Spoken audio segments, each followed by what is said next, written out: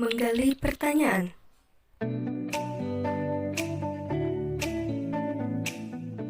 Anggota kelompok 3 diantaranya Febriana Ninggih-Ningrum, Inayatul Amilah, Lisda Siti Yuningsih, dan Rizky Novaldi.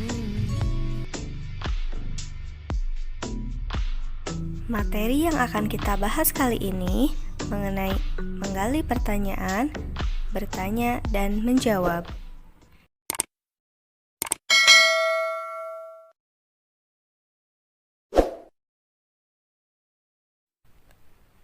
Sebelumnya perlu kita ketahui bahwa keterampilan berbicara pada hakikatnya merupakan keterampilan memproduksi arus sistem bunyi artikulasi untuk menyampaikan kehendak, kebutuhan perasaan, dan keinginan pada orang lain.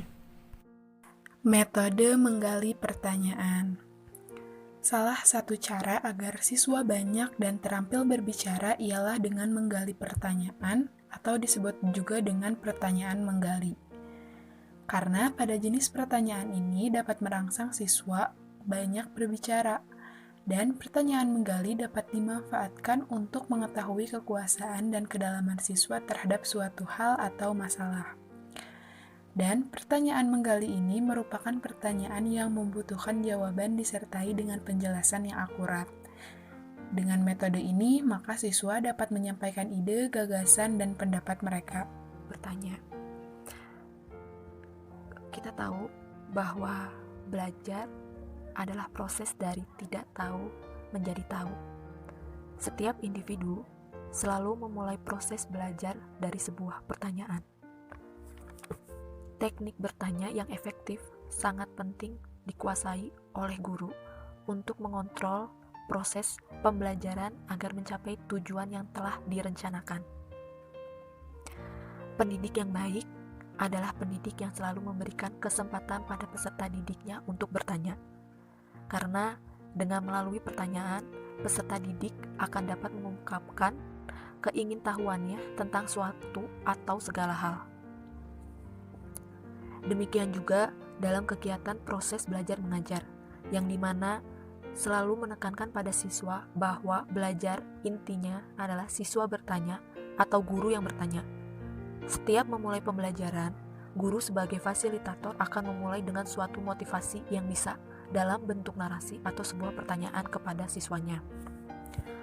Dari pertanyaan yang diberikan oleh seorang peserta didik, pendidik pun akan mengetahui kemampuan peserta didiknya dalam berbicara dan peserta didik dapat menemukan apa yang diinginkannya. Metode atau teknik bertanya ini dapat pula menggunakan cara ketika kita sebagai pendidik untuk mengajukan pertanyaan kepada peserta didiknya dengan memperhatikan karakteristik dan latar belakang peserta didik. Dengan mengajukan pertanyaan-pertanyaan yang menantang, peserta didik akan terangsang untuk berimajinasi sehingga dapat mengembangkan gagasan-gagasan baru. Metode menjawab pertanyaan. Teknik ini digunakan untuk melatih siswa berbicara melalui pertanyaan guru.